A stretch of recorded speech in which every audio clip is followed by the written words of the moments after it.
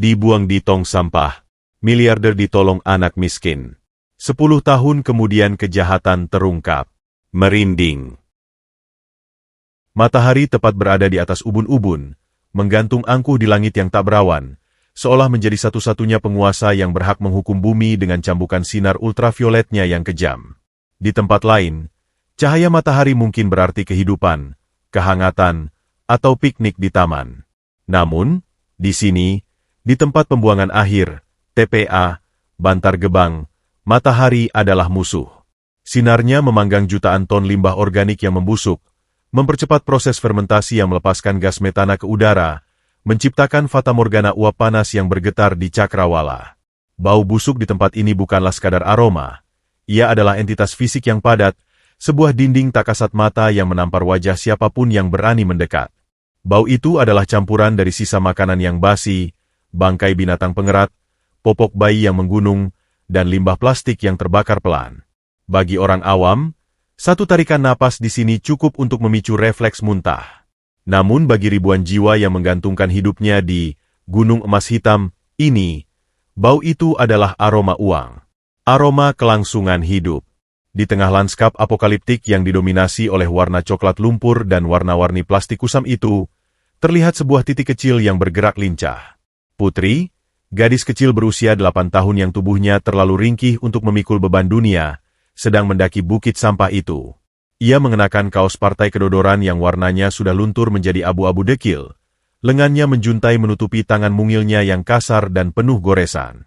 Kakinya dibungkus oleh sepatu boots karet berwarna kuning yang ukurannya 2 nomor lebih besar, memaksanya berjalan dengan langkah menyeret yang aneh namun terukur. Di punggungnya, terikat sebuah karung goni plastik putih yang ukurannya nyaris sama besar dengan tubuhnya. Karung itu sudah terisi setengah oleh botol plastik bekas air mineral, harta karun yang ia kumpulkan sejak subuh tadi. Setiap langkah Putri di atas tumpukan sampah yang labil itu adalah perjudian. Tanah di bawah kakinya lunak, licin, dan berbahaya. Salah injak sedikit saja, kakinya bisa terperosok ke dalam rongga sampah yang mungkin menyembunyikan pecahan kaca, paku berkarat, atau jarum suntik bekas limbah medis yang dibuang sembarangan. Keringat bercucuran dari dahi Putri, membuat jalur-jalur sungai kecil di wajahnya yang tertutup debu hitam. Ia menyekanya dengan lengan baju, meninggalkan noda coreng-moreng yang membuatnya tampak seperti prajurit kecil yang baru pulang dari medan perang. Namun, matanya, sepasang mata bulat yang jernih dan cerdas, tetap menyala penuh tekad. Tidak ada kesedihan di sana, hanya fokus yang tajam. Pikirannya melayang pada Nenek Sari di gubuk kardus mereka di kaki bukit sampah. Tadi pagi, batuk nenek terdengar semakin parah. Suaranya kering dan berdahak, seolah paru-paru wanita tua itu sedang digerogoti dari dalam. Nenek Sari sudah 3 hari tidak bisa bangun dari dipan bambu, demamnya tinggi, dan persediaan obat warung mereka sudah habis. 10 botol lagi. Batin Putri menyemangati dirinya sendiri, menghitung target dalam kepalanya. Kalau dapat 10 botol lagi, Putri bisa jual ke pengepul. Dapat 5.000 perak. Cukup buat beli obat batuk sama setengah liter beras. Putri menancapkan gancu, alat pengait sampah dari besi, ke dalam tumpukan sampah baru yang baru saja ditumpahkan oleh truk oranye milik dinas kebersihan. Lalat-lalat hijau yang berdengung bagaikan skuadron pesawat tempur beterbangan kaget, marah karena pesta makan siang mereka diganggu. Putri tidak peduli. Ia mengabaikan dengungan bising itu, mengabaikan belatung yang menggeliat di balik kulit jeruk busuk, dan fokus mencari kilauan plastik PET yang bening. Tangannya yang kecil namun cekatan memilah-milah sampah dengan kecepatan yang mengagumkan. Botol. Kaleng. Botol lagi. Ia meremas botol plastik itu hingga kempes, krek, lalu melemparkannya ke balik bahu, masuk tepat ke dalam karung goninya. Gerakan itu sudah menjadi memori otot, sebuah tarian bertahan hidup yang ia latih sejak ia bisa berjalan. Namun, truk sampah kali ini membawa muatan yang berbeda. Sampah ini berasal dari kawasan elit di pusat kota. Putri bisa melihat bedanya. Ada kotak-kotak bekas makanan mahal, ada potongan kain perca yang halus, dan botol-botol wine kaca yang berat. Ia bergerak lebih dalam, mendaki lebih tinggi ke puncak gundukan sampah basah itu, didorong oleh insting pemburu harta karun. Tiba-tiba, langkah Putri terhenti. Gancu besinya membentur sesuatu yang keras namun lunak. Bukan plastik. Bukan kayu. Dan bukan pula logam. Suaranya tumpul. Putri mengernyitkan dahi. Ia menggunakan ujung gancunya untuk menyingkirkan tumpukan kantong kresek hitam yang menutupi objek tersebut. Saat kantong itu tersingkap, jantung Putri seolah melompat ke tenggorokan. Di sana, tergeletak di antara sisa-sisa makanan busuk dan popok bekas, terbaring sesosok manusia. Putri terlonjak mundur, nyaris terpleset jatuh. Napasnya tertahan. Ia sering menemukan bangkai kucing atau tikus di sini, tapi belum pernah manusia. Apakah itu mayat? Apakah itu korban pembunuhan yang sering ia dengar ceritanya dari para pemulung tua? Rasa takut menyuruhnya lari. Lari sejauh mungkin dan jangan menoleh. Tapi rasa penasaran, dan secercah rasa kemanusiaan yang ditanamkan Nenek Sari, memaksanya diam di tempat. Putri memberanikan diri untuk mengamati lebih dekat. Sosok itu adalah seorang pria dewasa. Tubuhnya besar dan tegap.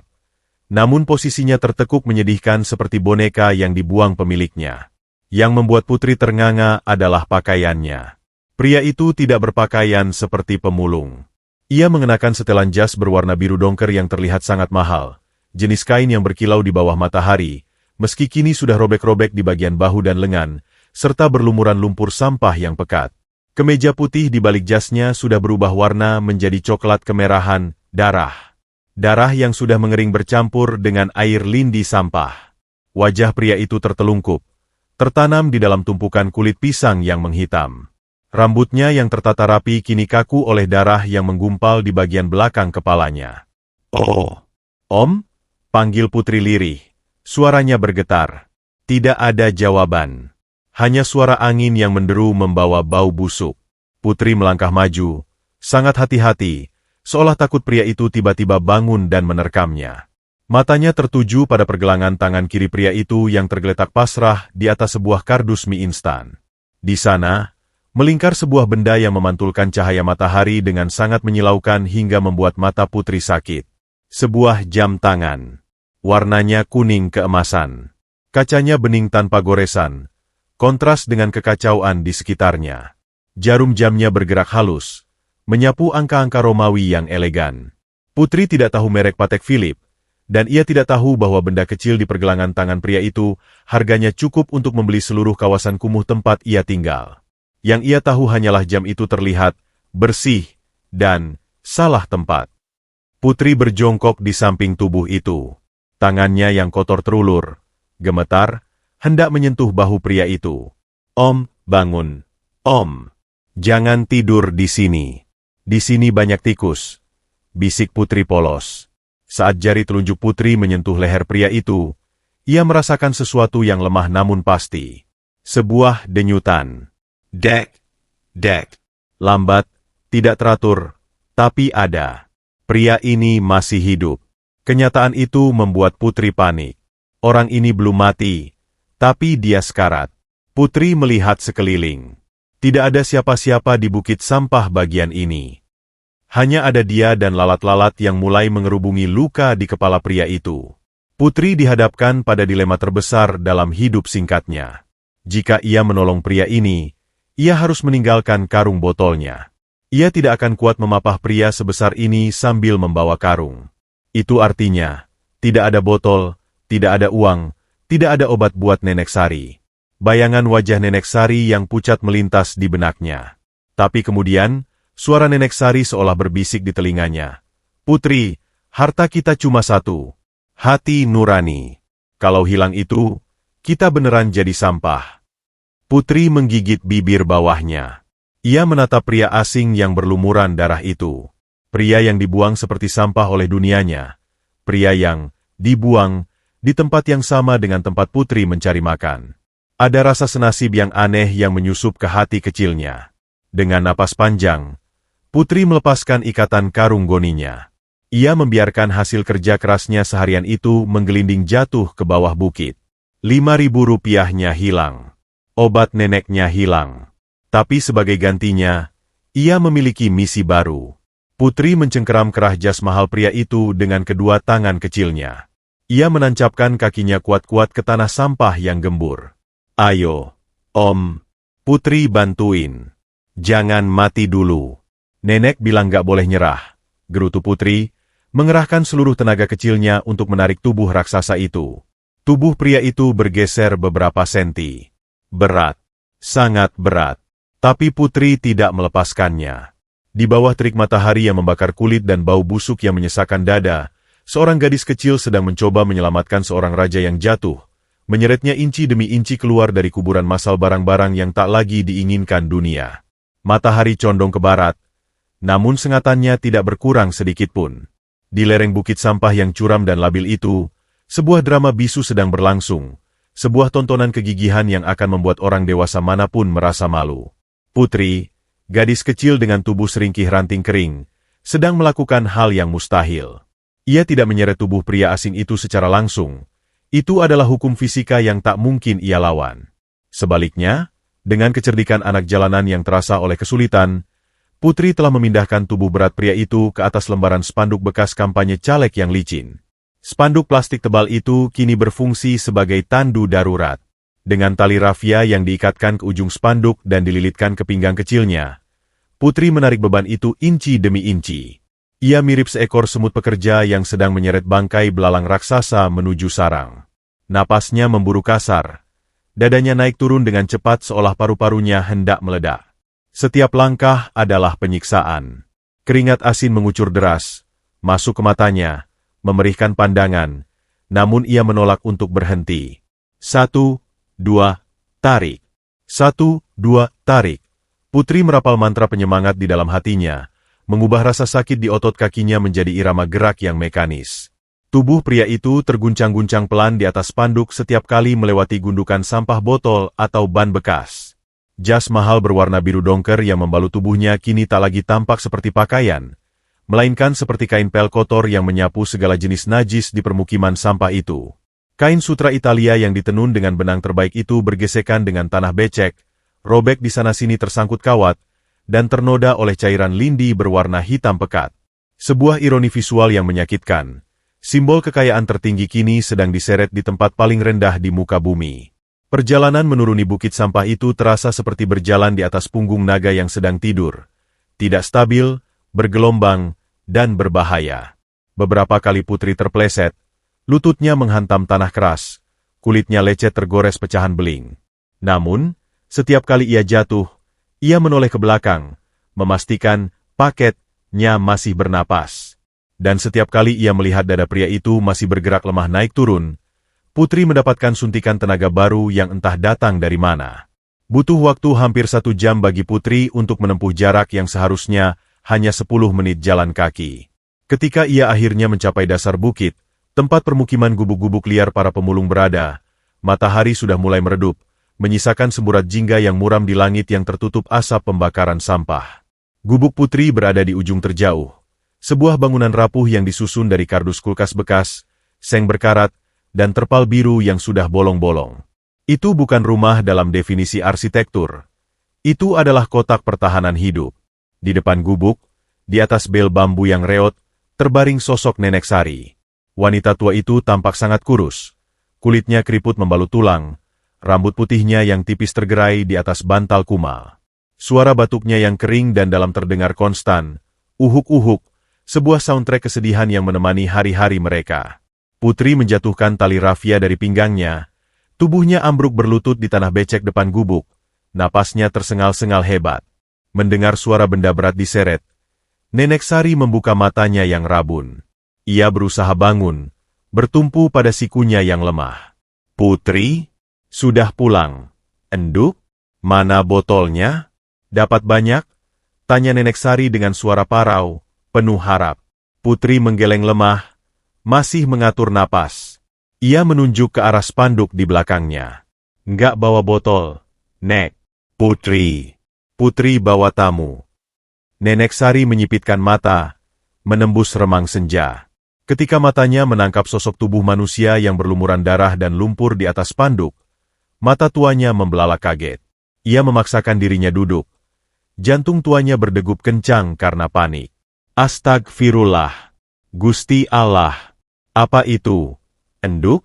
Mayat? Kamu bawa mayat siapa? Teriak Nenek Sari histeris.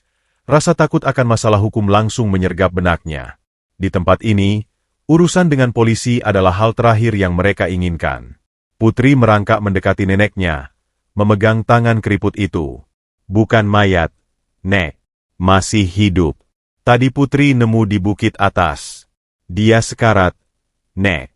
Kalau ditinggal, nanti malam pasti dimakan anjing liar. Nenek Sari terdiam. Ia menatap cucunya, lalu menatap pria asing itu. Ia melihat pakaian pria itu. Meski kotor, ia tahu itu pakaian orang berada.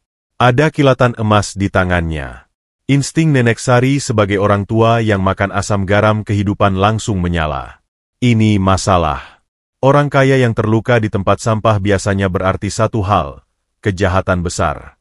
Membawa pria ini masuk sama saja mengundang bahaya ke depan pintu gubuk mereka yang rapuh. Putri. Suara nenek melembut namun tegas. Kita ini orang kecil, enduk. Makan saja susah. Kita nggak punya uang buat bawa dia ke dokter. Kalau dia mati di sini, kita yang disalahkan. Kita bisa diusir. Putri menatap neneknya dengan mata berkaca-kaca, tatapan yang penuh dengan ketulusan yang melucuti segala logika ketakutan. Tapi nenek selalu bilang, kalau ada orang susah, harus ditolong. Tadi Putri buang karung botol Putri buat bawa dia. Putri nggak mau usaha Putri sia-sia. Tolong, Nek, kasih dia air sedikit aja. Habis itu terserah Tuhan. Kalimat itu menohok hati Nenek Sari. Ia melihat cerminan dirinya yang dulu, sebelum digerus kemiskinan, di mata cucunya. Ia menghela napas panjang, pasrah. Kemanusiaan di hatinya menang melawan ketakutan. Ya sudah, bawa masuk ke bel. Hati-hati kepalanya, perintah Nenek Sari akhirnya. Dengan sisa tenaga terakhir, dibantu Nenek Sari yang menyeret kakinya dengan susah payah, mereka berhasil memindahkan tubuh berat pria itu ke atas bel bambu di dalam gubuk. Ruangan itu sempit, berbau apek, dan hanya diterangi oleh lampu teplok minyak tanah yang apinya bergoyang-goyang.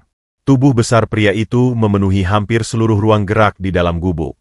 Putri segera mengambil ember plastik pecah yang berisi air bersih, jatah air minum mereka untuk 2 hari ke depan. Ia merobek sedikit ujung kaosnya yang bersih untuk dijadikan lem.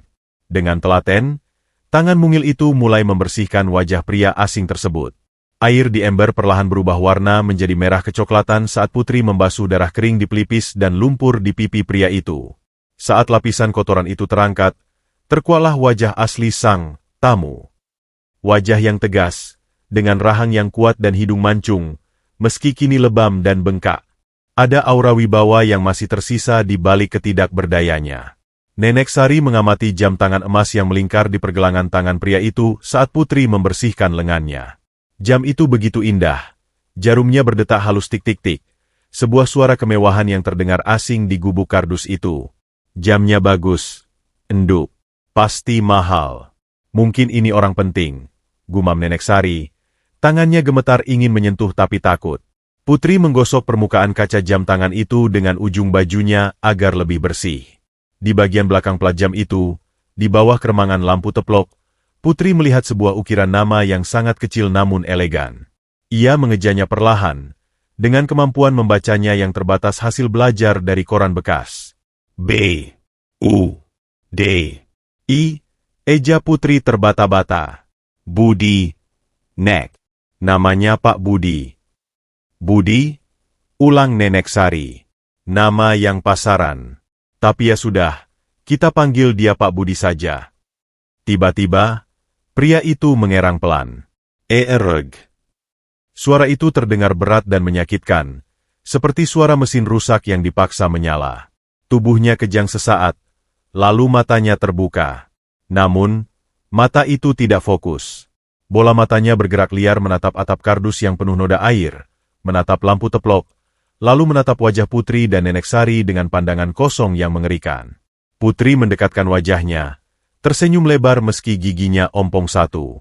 Halo, Om Budi. Jangan takut. Om sudah aman. Om ada di rumah Putri. Pria itu, sang miliarder yang kehilangan singgasananya, mencoba berbicara. Bibirnya yang pecah-pecah bergerak, namun tidak ada suara yang keluar. Hanya desisan napas.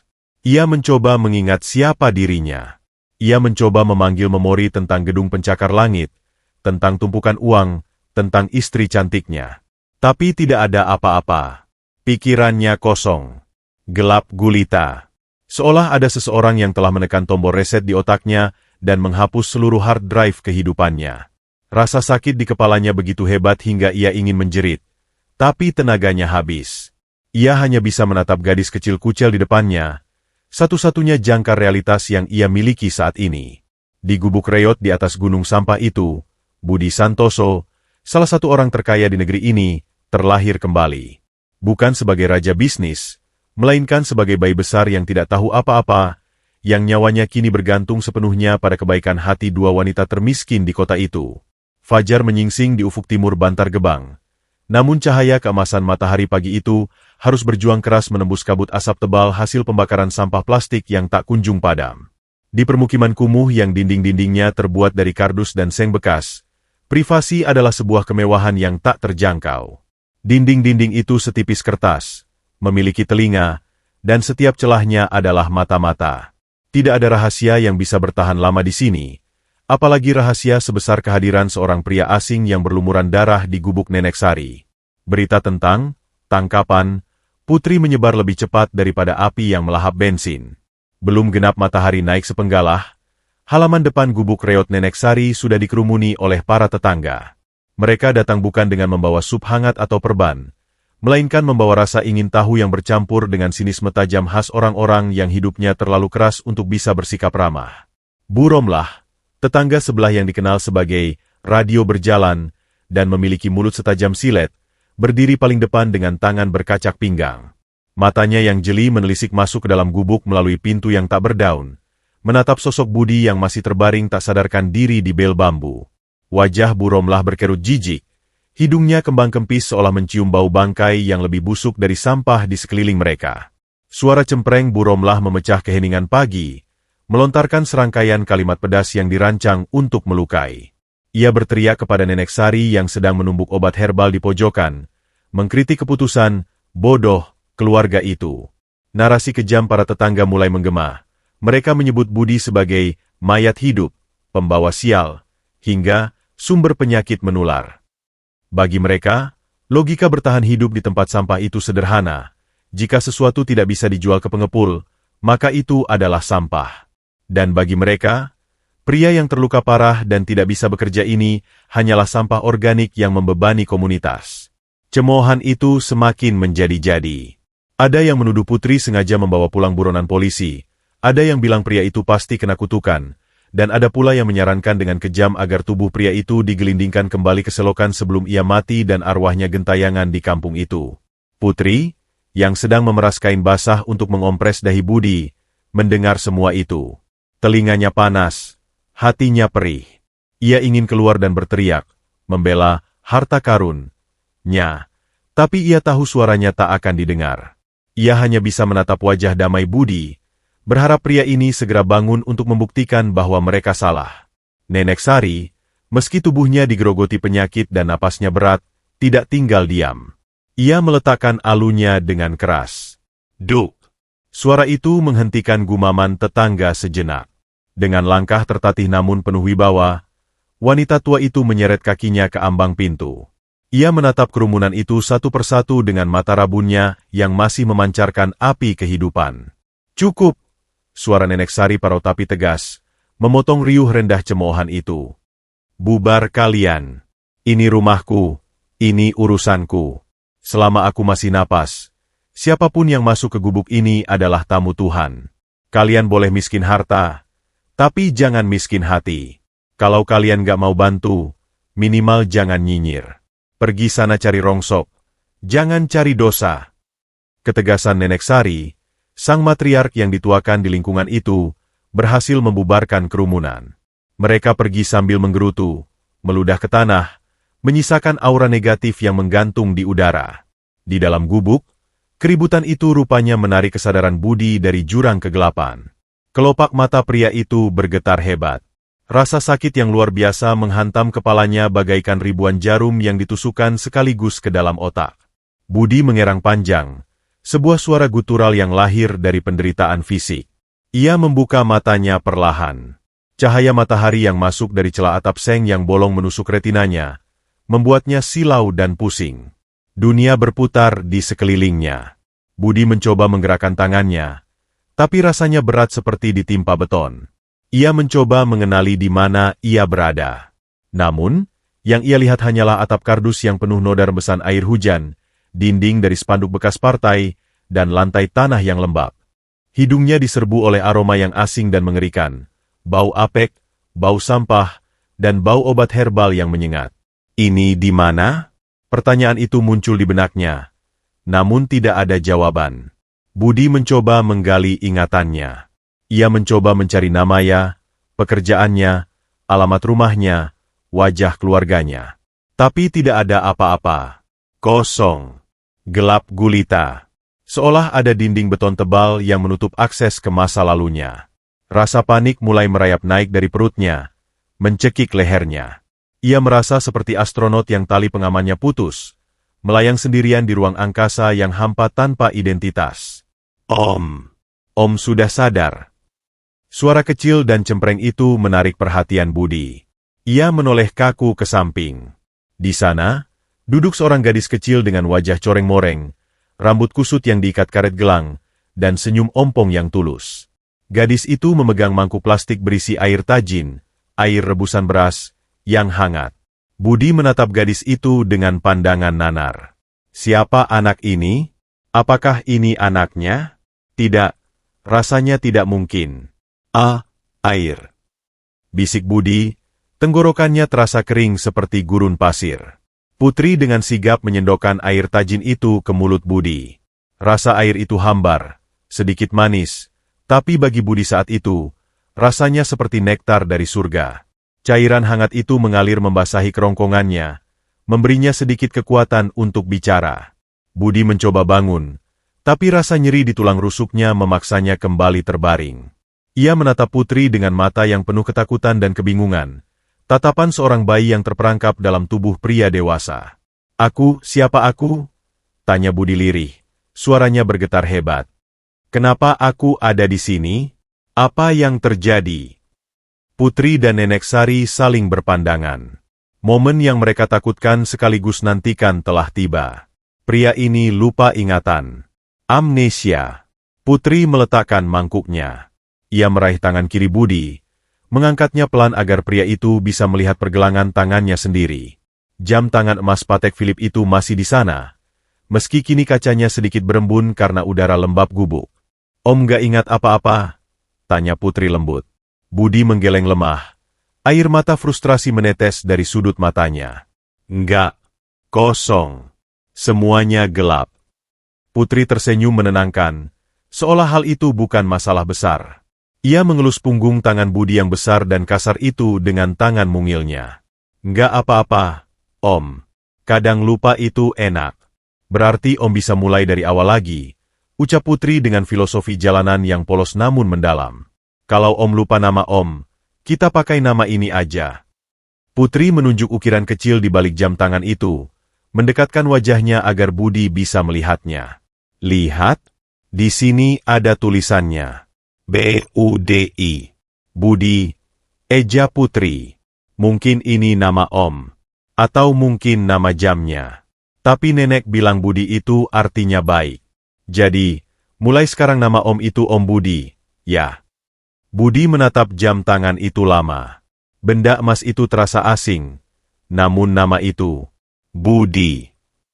Saat ia mengucapkannya di dalam hati, ada sedikit resonansi yang terasa benar. Meski samar. Ia tidak punya pilihan lain. Ia adalah kertas putih sekarang, dan gadis kecil ini baru saja menuliskan kata pertama di halaman barunya. Budi. Gumam pria itu pelan, mencicipi nama barunya di lidah. Namaku Budi. Iya, Om Budi, jawab Putri riang. Dan aku Putri. Itu Nenek Sari. Selamat datang di rumah kita, Om Budi. Maaf ya baunya agak nggak enak, tapi atapnya nggak bocor kok kalau nggak hujan deras. Nenek Sari tersenyum dari pojok ruangan, meski hatinya masih was-was. Ia melihat kerapuhan di mata pria itu. Miliarder yang jatuh dari langit itu, kini tak lebih dari seorang anak hilang yang ketakutan. Budi menatap sekeliling gubuk kumuh itu lagi. Anehnya, rasa panik tadi perlahan mereda. Meski tempat ini kotor dan asing, ada kehangatan yang menjalar di dadanya saat melihat senyum Putri. Di tengah hilangnya semua memori tentang siapa dirinya, tentang tumpukan uang, rapat direksi, dan pengkhianatan istri, Budi merasakan satu hal yang mungkin tidak pernah ia rasakan sebelumnya di kehidupan lamanya, rasa diterima tanpa syarat. Ia menutup matanya kembali, kali ini bukan karena pingsan, tapi karena menyerah pada kelelahan yang nyaman. Di luar, suara tetangga yang menghina masih terdengar samar-samar, tapi di dalam gubuk kardus itu, sebuah keluarga baru yang aneh dan tak terduga baru saja terbentuk. Budi Santoso telah mati, dan Om Budi si pemulung baru saja dilahirkan. Hari-hari berlalu di Bantar Gebang dengan ritme yang lambat dan menyengat, seperti tetesan madu yang bercampur pasir. Bagi Budi, setiap matahari terbit adalah pelajaran baru tentang bertahan hidup dalam definisi yang paling purba. Luka-luka di tubuhnya mulai mengering, membentuk kropeng-kropeng coklat yang gatal, tanda bahwa sistem imun tubuhnya sedang bekerja keras melawan infeksi di lingkungan yang jauh dari kata steril itu. Namun, pemulihan fisik itu membawa serta rasa lapar yang tak tertahankan, sebuah lubang menganga di perutnya yang menuntut untuk diisi. Pagi ini, menu sarapan mereka adalah kemewahan standar keluarga pemulung, nasi aking. Nasi sisa restoran yang sudah basi, dicuci, dijemur di bawah terik matahari hingga kering membatu, lalu dikukus kembali dengan taburan parutan kelapa tua dan sedikit garam kasar. Di atas piring seng yang penyok-penyok, nasi itu tampak berwarna kecoklatan kusam, jauh berbeda dengan nasi putih pulen wangi pandan yang, tanpa Budi ingat, biasa ia santap di meja makan marmernya dulu. Budi duduk bersila di lantai tanah yang dilapisi tikar pandan sobek. Ia menatap gunungan kecil nasi aking di hadapannya dengan tatapan nanar. Perutnya berbunyi keras, memprotes kekosongan yang menyiksa, namun tenggorokannya seolah memasang barikade penolakan.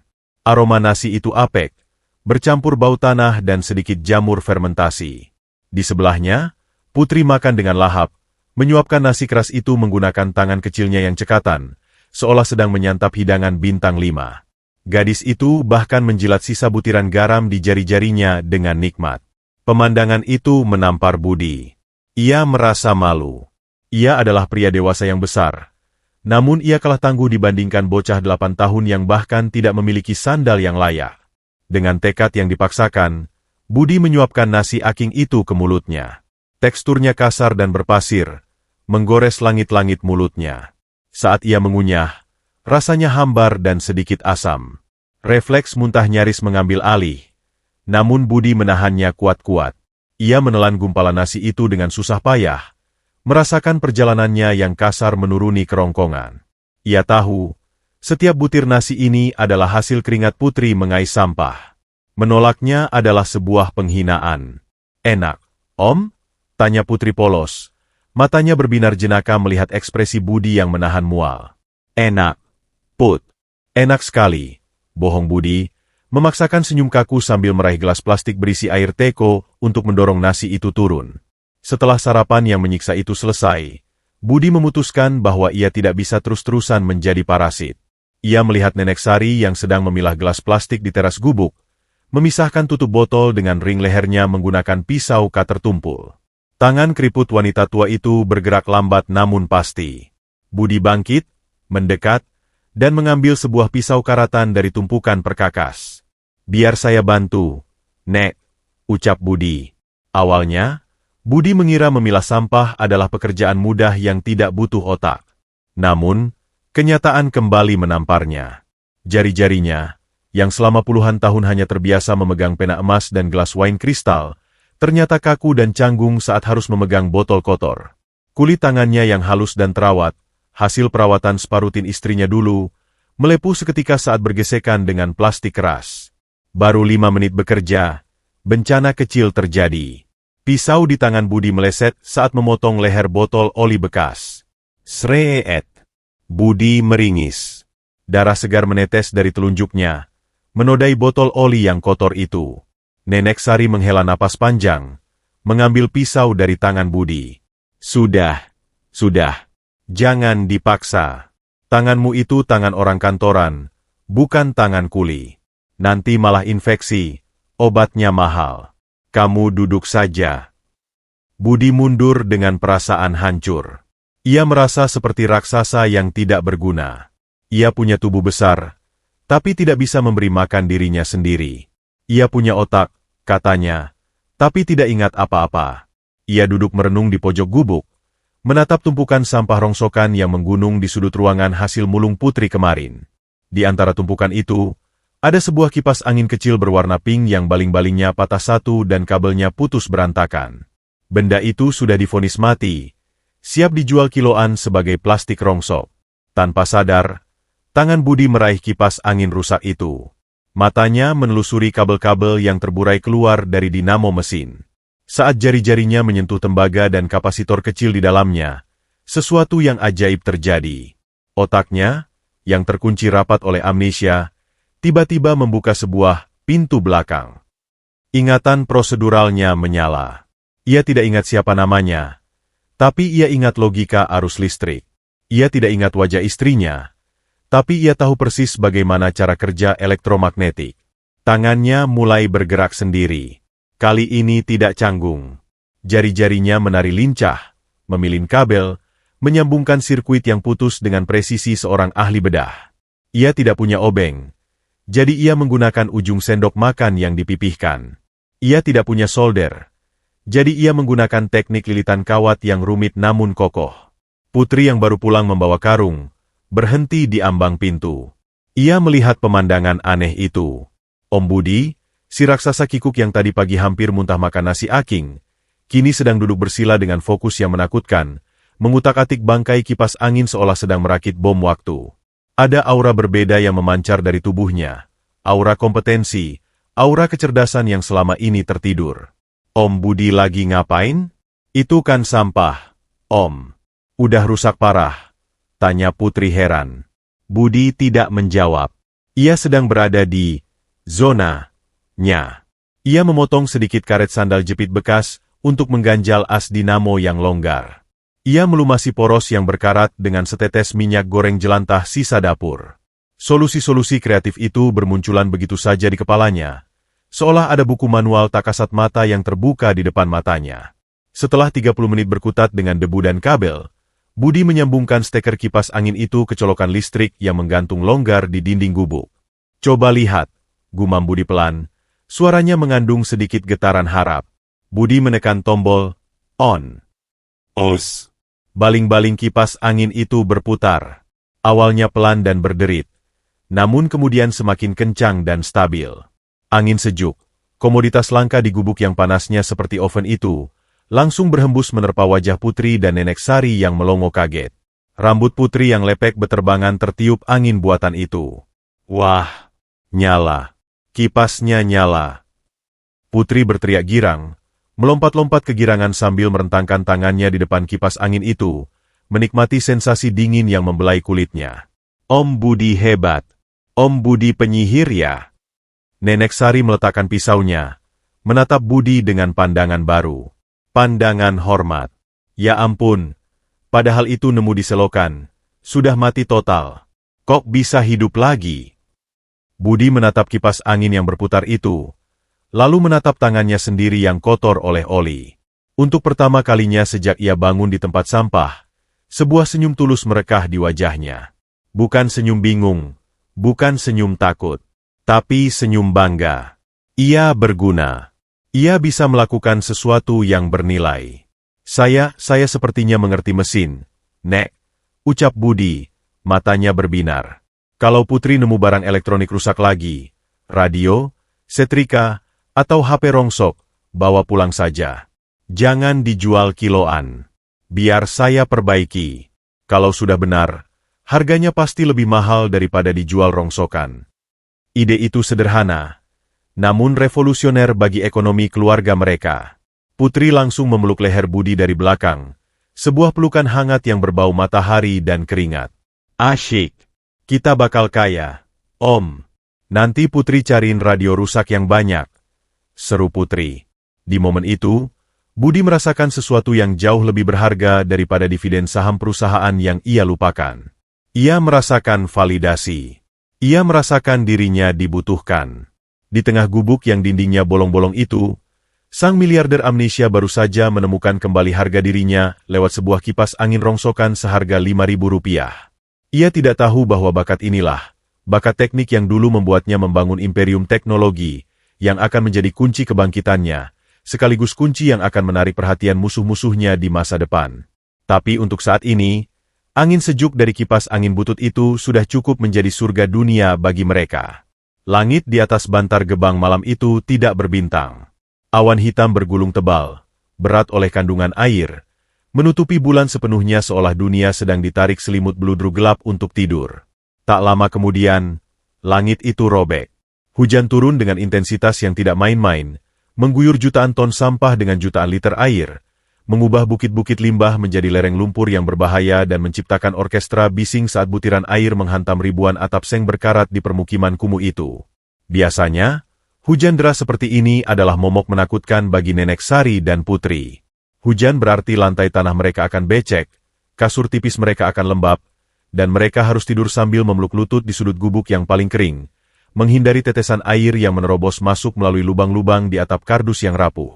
Hujan adalah musuh yang selalu menang. Namun, malam ini berbeda.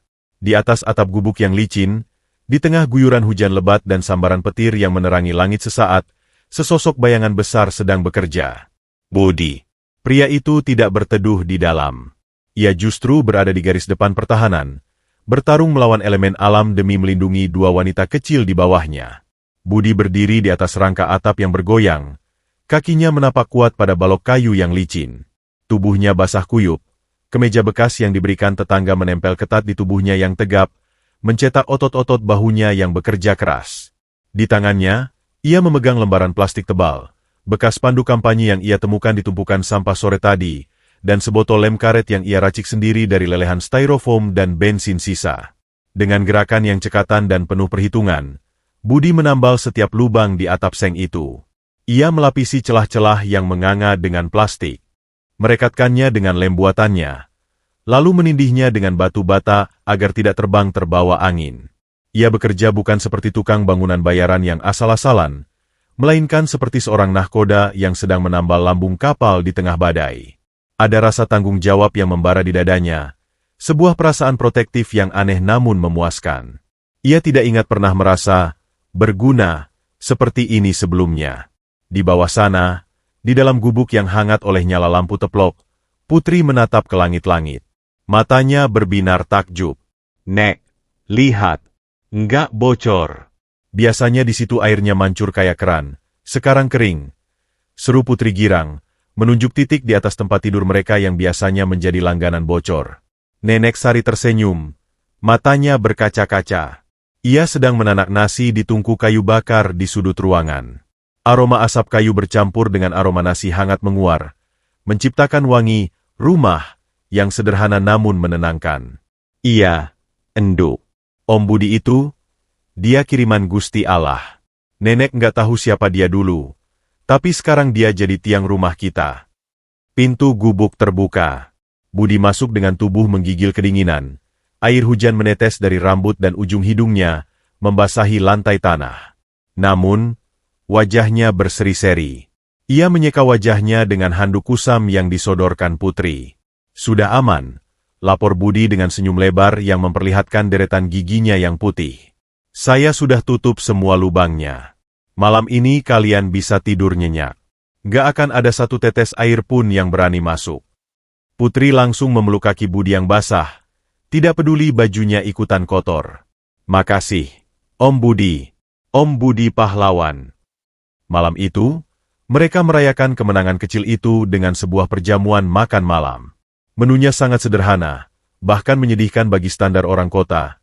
Nasi putih hangat yang mengepul, sambal terasi mentah yang diulek kasar, dan satu ekor ikan asin peda yang digoreng kering hingga tulangnya renyah. Satu ekor ikan asin untuk 3 orang. Mereka duduk melingkar di atas tikar pandan, diterangi oleh cahaya kuning kemerahan dari lampu teplok yang sumbunya mulai memendek. Bayangan mereka menari-nari di dinding kardus, menciptakan siluet raksasa dari kebahagiaan yang kerdil. Budi menatap piring di hadapannya. Nenek Sari dengan hati-hati membagi ikan asin itu menjadi 3 bagian. Bagian kepala untuk dirinya sendiri, karena dagingnya paling sedikit. bagian ekor untuk Putri, dan bagian tengah, bagian yang paling banyak dagingnya dan paling gemuk, diletakkan di piring Budi. Makanlah, Nak Budi. Kamu kerjanya paling berat hari ini. Kamu butuh tenaga, kata Nenek Sari tulus. Budi terpaku menatap potongan ikan asin itu. Di memori bawah sadarnya, samar-samar terlintas bayangan meja panjang penuh makanan mewah, steak daging sapi, lobster, anggur merah. Namun ia makan sendirian di ujung meja yang dingin, dikelilingi pelayan yang membisu. Rasa sepi dari memori itu begitu menusuk. Kini, ia menatap potongan ikan asin seharga 2.000 perak itu. Baunya gurih menyengat, menggugah selera purbanya. Ia melihat Putri yang makan dengan lahap, menjilati jari-jarinya yang penuh sambal. Ia melihat Nenek Sari yang makan pelan-pelan, menikmati setiap butir nasi dengan rasa syukur yang mendalam. Budi mengambil sedikit daging ikan asin itu, mencampurnya dengan gumpalan nasi hangat dan sambal, lalu menyuapnya ke mulut. Ledakan rasa itu luar biasa. Rasa asin yang tajam berpadu dengan gurihnya nasi dan pedasnya sambal, menciptakan harmoni rasa yang meledak di lidahnya. Tapi lebih dari itu, ada bumbu rahasia yang tidak bisa dibeli di restoran Michelin manapun, rasa kebersamaan. Enak sekali, Nek. Gumam Budi, matanya terasa panas. Ini makanan paling enak yang pernah saya makan. Putri tertawa kecil, mulutnya penuh nasi. Om Budi lebay ah. Ini kan cuma ikan asin. Kalau kita kaya, kita makan ayam goreng, Om. Itu baru enak. Budi tersenyum getir, menatap Putri dalam-dalam. Enggak, Put.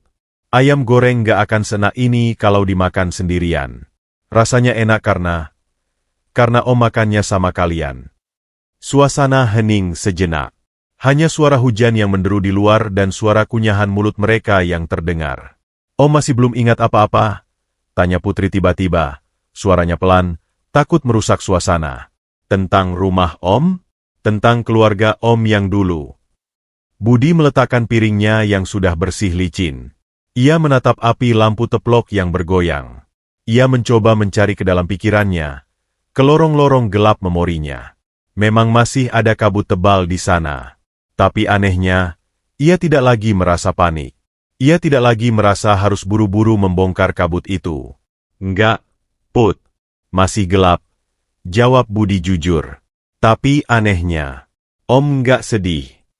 Budi mengangkat wajahnya, menatap Nenek Sari dan Putri bergantian. Tatapannya hangat, penuh kasih sayang yang tulus. Dulu, waktu Om pertama sadar di sini, Om takut banget. Om merasa kosong. Tapi sekarang, rasanya penuh. Di sini. Budi menepuk dadanya sendiri, tepat di ulu hati. Di sini rasanya hangat. Om merasa, Om memang seharusnya ada di sini. Mungkin Tuhan ngambil ingatan Om supaya Om bisa ngerasain ini. Ngerasain punya keluarga beneran. Putri beringsut mendekat, menyandarkan kepalanya di bahu Budi yang lebar. Kalau gitu, Om jangan ingat-ingat lagi ya. Om di sini aja terus sama Putri sama Nenek. Nanti kalau Putri udah gede, Putri jadi dokter, Putri yang beliin Om rumah gede. Ada kolam renangnya. Budi tertawa, mengacak-acak rambut Putri. Iya, Om tunggu janji kamu. Nenek Sari memandangi mereka berdua dengan senyum bijak. Ia tahu, kebahagiaan seperti ini biasanya rapuh. Dunia luar itu kejam, dan masa lalu Budi pasti akan datang menagih suatu hari nanti. Jam tangan emas yang disimpan Putri di bawah bantal adalah bom waktu yang terus berdetak. Tapi untuk malam ini, hanya untuk malam ini, Nenek Sari membiarkan dirinya percaya bahwa kebahagiaan ini akan abadi. Setelah makan malam selesai, mereka menggelar kasur tipis di tengah ruangan. Udara malam yang dingin akibat hujan deras tertahan di luar dinding gubuk. Di dalam, suhu tubuh mereka saling menghangatkan. Budi berbaring menatap langit-langit plastik yang baru saja ia pasang. Ia mendengarkan suara napas teratur Putri yang sudah tertidur di sampingnya, dan suara dengkuran halus Nenek Sari di ujung sana. Untuk pertama kalinya dalam hidupnya, yang ia ingat maupun tidak, Budi tidur tanpa obat penenang, tanpa alkohol, dan tanpa kecemasan akan hari esok. Ia adalah seorang pemulung miskin yang tidur di atas tanah, dengan perut yang hanya terisi nasi dan ikan asin. Namun saat ia memejamkan mata, Budi Santoso merasa dirinya adalah pria paling kaya di seluruh Jakarta. Ia memiliki atap yang tidak bocor, perut yang kenyang, dan 2 orang yang mencintainya apa adanya. Sayangnya, Budi tidak tahu bahwa di luar sana, di balik tirai hujan dan kegelapan malam, roda nasib sedang berputar cepat. Wajahnya mulai muncul di koran-koran bekas yang akan segera sampai ke lapak pemulung esok hari. Kedamaian ini adalah ketenangan sebelum badai yang sesungguhnya menghantam. Warung kopi, Mang Ujang, adalah satu-satunya pusat peradaban modern di tengah lautan sampah Bantar Gebang. Bangunan semi-permanen yang dindingnya ditempeli poster-poster caleg usang dan iklan rokok yang sudah pudar warnanya itu selalu dipenuhi oleh aroma kopi sachet murahan yang diseduh air mendidih, bercampur dengan asap rokok kretek yang mengepul tebal, menciptakan kabut biru yang menyesakkan namun menghangatkan. Di pojok ruangan, bertengger di atas rak kayu yang miring, sebuah televisi tabung 14 inci dengan antena yang dililit kawat jemuran menjadi satu-satunya hiburan bagi para pemulung yang lelah setelah seharian bergulat dengan limbah. Sore itu, Budi duduk di salah satu bangku kayu panjang yang permukaannya licin oleh minyak gorengan. Ia baru saja selesai membantu Mang Ujang memperbaiki blender tua yang kabelnya putus dimakan tikus. Sebagai upah, Budi mendapatkan segelas kopi hitam panas dan 2 pisang goreng untuk putri yang duduk di sampingnya sambil mengayun-ayunkan kakinya yang tidak menapak tanah. Suasana warung yang biasanya riuh oleh obrolan tentang harga plastik dan gosip tetangga, tiba-tiba senyap. Lagu dangdut koplo yang sedari tadi berdentum dari speaker TV mendadak terpotong. Layar cembung itu berkedip, garis-garis statis melintas sejenak, sebelum digantikan oleh tampilan grafis merah menyala dengan tulisan besar yang berputar, Breaking News. Seorang pembawa berita wanita dengan wajah serius dan riasan tebal muncul di layar. Suaranya yang mendesak memenuhi ruangan warung kopi yang sempit itu. Pemirsa, kabar duka datang dari dunia bisnis tanah air. CEO Santoso Group, Budi Santoso, yang dilaporkan hilang seminggu lalu dalam kecelakaan mobil di jalur puncak, hari ini resmi dinyatakan tewas oleh pihak kepolisian. Pencarian dihentikan setelah ditemukannya puing-puing kendaraan di dasar jurang, meski jenazah sang miliarder belum berhasil dievakuasi karena arus sungai yang deras. Layar televisi kemudian menampilkan sebuah foto potret berukuran penuh. Foto seorang pria tampan, bersih, tercukur rapi, mengenakan jas Armani hitam, tersenyum percaya diri dengan latar belakang gedung pencakar langit Jakarta. Di sudut foto itu, tersemat pita hitam digital. Jantung Budi serasa berhenti berdetak. Gelas kopi di tangannya bergetar hebat hingga isinya tumpah sedikit, menetes panas di kulit tangannya, namun ia tidak merasakannya. Ia menatap wajah di layar kaca itu. Wajah itu, mata itu, bentuk rahang itu, rasa sakit yang tajam, seperti tusukan paku panas, menghantam pelipis Budi. Kepalanya berdenyut kencang. Ia merasa mengenal pria di foto itu. Ia merasa ada tali tak kasat mata yang menariknya masuk ke dalam layar televisi. Namun, cermin di warung kopi yang retak di depannya memantulkan bayangan yang berbeda. Seorang pria brewokan, kucel, berambut gondrong acak-acakan, dan memakai kaos partai yang bolong. Disosiasi itu membuatnya mual. Putri, yang sedang mengunyah pisang goreng, mendongak menatap TV, lalu menatap Budi, lalu kembali ke TV. Mata kecilnya menyipit, mencoba mencocokkan pola. Om Budi, bisik Putri sambil menarik ujung baju Budi. Om yang di TV itu, namanya sama kayak Om. Mukanya juga agak mirip. Cuma dia lebih gendut dan bersih. Apa itu saudara kembar Om? Sebelum Budi sempat menjawab, layar TV berganti menampilkan siaran langsung konferensi pers. 2 sosok manusia berdiri di podium, dikelilingi belasan mikrofon wartawan. Seorang wanita cantik dengan gaun hitam ketat dan kacamata hitam besar, Dewi, tampak menangis terseduh-seduh, menyeka air mata yang tidak ada, dengan sapu tangan sutra. Di sebelahnya, berdiri seorang pria berwajah licik dengan senyum yang disembunyikan di balik ekspresi duka yang palsu, Agus. Agus merangkul bahu Dewi dengan posesif. Gestur yang terlalu intim untuk seorang sahabat suami yang baru meninggal. Kami sangat terpukul, ucap Agus di depan kamera. Suaranya dibuat-buat bergetar. Budi adalah sahabat terbaik saya, pemimpin visioner. Namun, hidup harus terus berjalan. Sesuai amanat rapat pemegang saham darurat hari ini, saya, Agus Pramono, akan mengambil alih tampuk kepemimpinan Santoso Group demi menjaga stabilitas perusahaan. Dan Ibu Dewi, sebagai istri sah dan ahli waris tunggal, telah memberikan restu penuh. Kamera menyorot wajah Agus secara close-up. Mata itu, tatapan mata Agus yang dingin dan penuh kemenangan menembus layar kaca, seolah menatap langsung ke arah Budi di warung kopi kumuh itu. Di detik itu, sesuatu yang primal meledak di dalam otak Budi.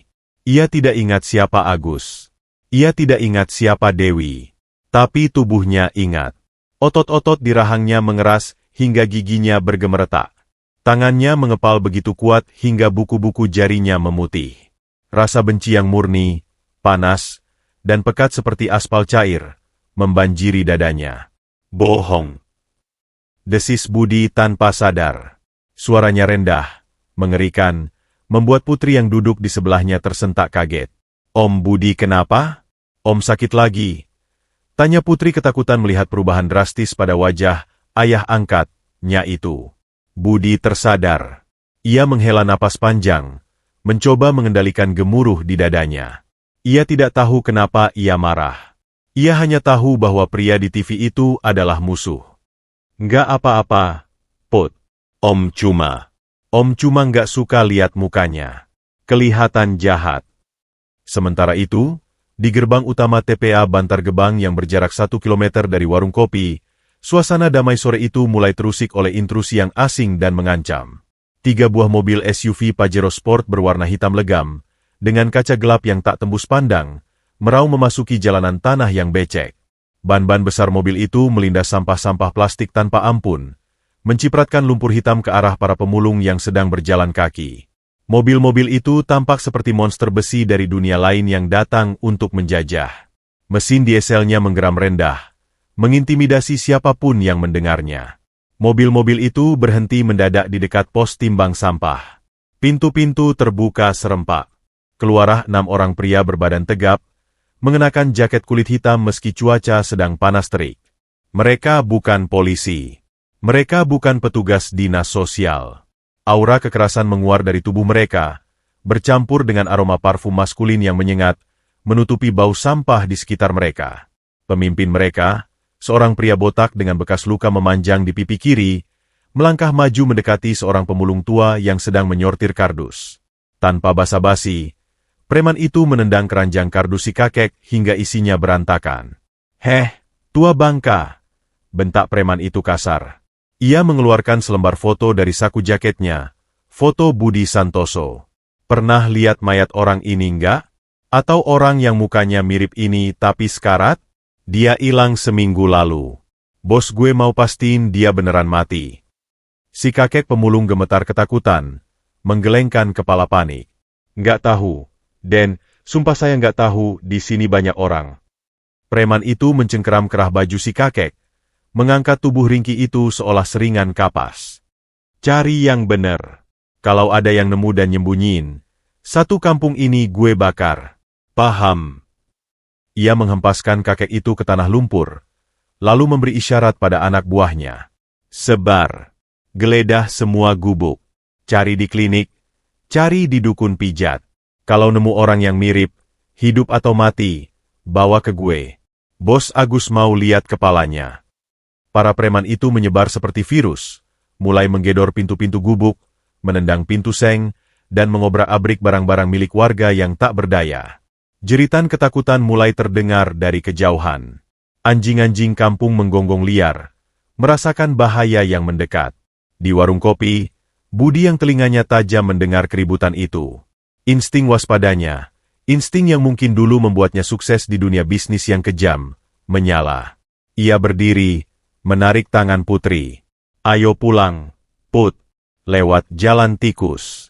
Jangan lewat jalan utama," bisik Budi tegas. "Kenapa, Om? Kan pisang gorengnya belum habis," protes putri polos. "Ada orang jahat datang," jawab Budi singkat. Ia tidak tahu bagaimana ia tahu, tapi ia yakin orang-orang itu mencarinya. Firasatnya berteriak bahwa nyawanya, dan nyawa keluarga barunya, sedang berada di ujung tanduk. Budi menggendong putri, menutupi kepala gadis kecil itu dengan karung goni agar tidak terlihat mencolok, lalu menyelinap keluar lewat pintu belakang warung, menghilang ke dalam labirin ganggang sempit yang terbentuk dari tumpukan sampah. Saat ia berlari, bayangan wajah Agus di TV tadi terus menghantuinya, seolah mengejek dari kejauhan. Langit sore yang tadinya jingga kini berubah menjadi merah darah. Angin membawa kabar buruk. Perang telah datang ke Gunung Sampah, dan Budi, sang raja tanpa ingatan, harus bersiap menghadapi masa lalunya yang datang membawa parang. Malam itu, malaikat maut tampaknya sedang berpatroli di dua front sekaligus.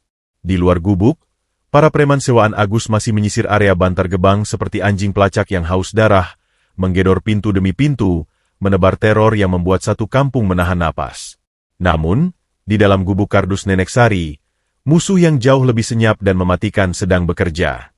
Penyakit tuberkulosis yang telah lama bersarang di paru-paru wanita tua itu, akhirnya menagih janji. Nenek Sari terbatuk hebat, bukan batuk kering biasa, melainkan batuk basah yang terdengar seperti kain robek di dalam dadanya. Tubuhnya yang tinggal tulang berbalut kulit itu mengejang-ngejang di atas dipan bambu, seolah ada tangan tak kasat mata yang mencekik lehernya. Setiap tarikan napasnya berbunyi ngik yang menyakitkan. Dan ketika batuk itu mereda sesaat, Nenek Sari memuntahkan cairan kental berwarna merah segar ke atas selimut kumalnya. Darah. Banyak sekali darah. Putri menjerit histeris. Suaranya melengking membelah ketegangan malam. Nenek. Nenek kenapa? Nenek jangan mati. Om Budi, tolong Nenek. Budi, yang sedang berjaga di dekat pintu dengan sebatang kayu balok, berjaga kalau-kalau preman masuk, langsung melempar senjatanya dan menghambur ke sisi dipan. Ia melihat wajah Nenek Sari yang sudah pucat pasi, bibirnya membiru, dan matanya mulai terbalik ke atas. Napasnya putus-putus, sehalus benang laba-laba yang siap putus kapan saja. Insting Budi bekerja cepat. Ia menyentuh dahi Nenek Sari, panasnya seperti bara api. Ia memeriksa denyut nadinya, lemah dan tak beraturan. Kita harus bawa ke rumah sakit sekarang. Paru-parunya pecah. Kalau telat 1 jam saja, dia lewat, ucap Budi dengan nada urgensi yang mengerikan. Namun, realitas menampar mereka lebih keras. Rumah sakit mana yang mau menerima pemulung tanpa uang muka? Puskesmas sudah tutup. Klinik 24 jam terdekat meminta biaya di muka yang setara dengan penghasilan mereka selama setahun. Putri menangis tergugu, memeluk kaki neneknya. Kita nggak punya uang, Om.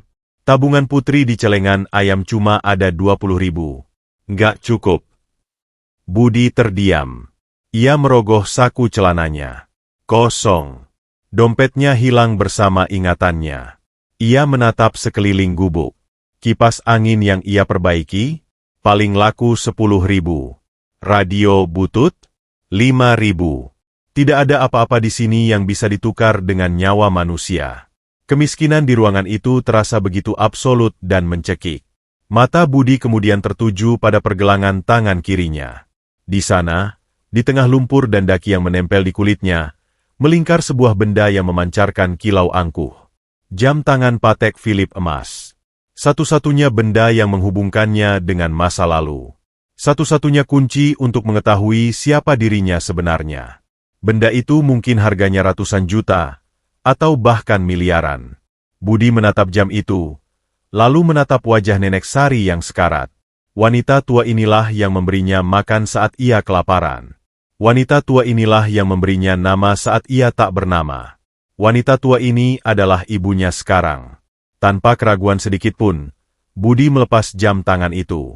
Terdapat bekas belang putih di pergelangan tangannya, tanda bahwa jam itu sudah sangat lama melingkar di sana. Ia menggenggam jam berat itu erat-erat. Dinginnya logam emas beradu dengan panasnya telapak tangannya. Jaga Nenek, Put. Kompres terus dahinya. Om pergi sebentar. Om janji, Om pulang bawa uang. Janji Budi, mengecup kening Putri sekilas, lalu berlari keluar menembus malam. Budi berlari secepat kilat, mengabaikan preman-preman yang masih berkeliaran di gang sebelah. Ia berlari keluar dari area TPA, menyusuri jalan raya yang gelap, menuju pusat pertokoan di kota kecamatan yang berjarak 3 kilometer. Kakinya yang hanya beralaskan sandal jepit putus berkali-kali tersandung batu, namun ia bangkit lagi. Napasnya memburu, paru-parunya terbakar, tapi bayangan darah Nenek Sari memaksanya terus memacu langkah. Toko emas, Sinar Jaya, Adalah satu-satunya toko yang masih buka. Pemiliknya sedang bersiap-siap menutup rolling door. Toko itu terang benderang. Lampu neon putih memantul di etalase kaca yang penuh perhiasan, kontras dengan penampilan Budi yang seperti monster rawa. Budi menerobos masuk tepat sebelum pintu besi tertutup sepenuhnya. Napasnya tersengal-sengal. Keringat bercampur debu hitam menetes dari wajahnya ke lantai keramik putih yang bersih. "Tunggu! Tunggu! Koh! Jangan tutup dulu!" teriak Budi Parau. Pemilik toko, seorang pria paruh baya berkacamata tebal dengan wajah judes, terlonjak kaget. Dua orang sekuriti berseragam safari langsung sigap menghadang Budi. Tongkat pentungan mereka terangkat. "Heh, gembel. Mau ngapain lo? Mau ngerampok ya?" bentak salah satu sekuriti, mendorong dada Budi kasar hingga Budi terhuyung mundur menabrak dinding kaca. "Bukan. Saya bukan perampok. Saya mau jual barang." Budi mengangkat tangannya, memperlihatkan jam tangan emas itu. "Tolong lihat dulu, ini emas asli, ini mahal." Pemilik toko menyipitkan mata, lalu memberi isyarat agar sekuriti menahan diri sebentar. Ia mendekat, mengambil jam tangan itu dari tangan Budi dengan menggunakan tisu, seolah jijik menyentuh barang bekas pemulung. Ia mengamati jam itu di bawah lampu pembesar. Mata pemilik toko membelalak. Ia tahu barang. Ini bukan jam sembarangan. Ini Patek Philippe Grand Complications. Asli. Harganya di pasaran bisa buat beli ruko 3 pintu. Tapi ia menatap Budi, pria dekil, bau sampah, luka-luka. Otak bisnisnya yang licik langsung bekerja. Tidak mungkin gembel ini punya jam begini kalau bukan hasil mencuri. Atau lebih parah, hasil merampok mayat. Ini kesempatan emas. Ia bisa menekan harga sampai ke dasar neraka. "Ini barang curian dari mana?" tanya pemilik toko dingin, melempar jam itu ke atas meja kaca dengan bunyi tak yang meremehkan.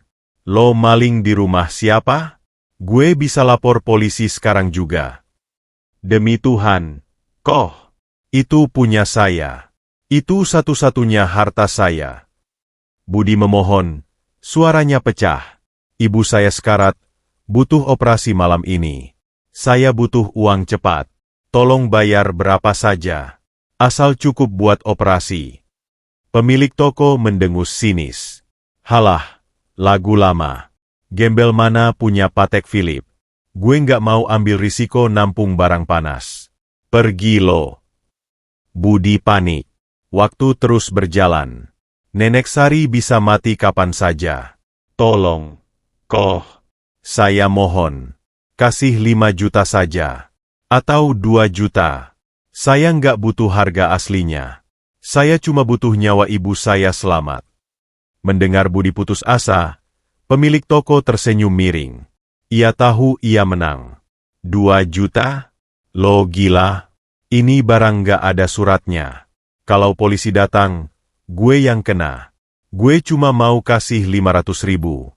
Ambil atau gue panggil polisi. 500.000? Itu penghinaan. Harga jam itu miliaran. Tapi Budi tidak punya daya tawar.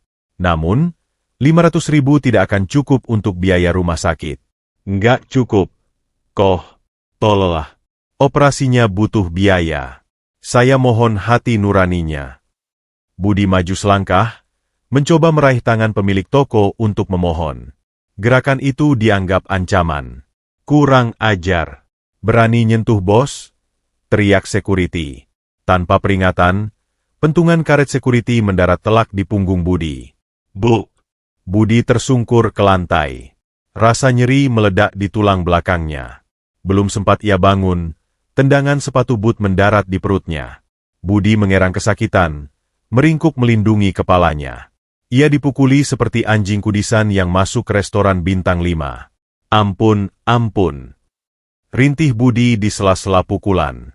Darah segar kembali mengalir dari pelipisnya yang baru sembuh, menetes ke lantai toko emas yang suci. Ia tidak melawan. Ia punya tenaga untuk melawan. Otot-ototnya kuat karena kerja kasar, tapi ia menahan diri. Jika ia melawan, ia akan ditangkap polisi.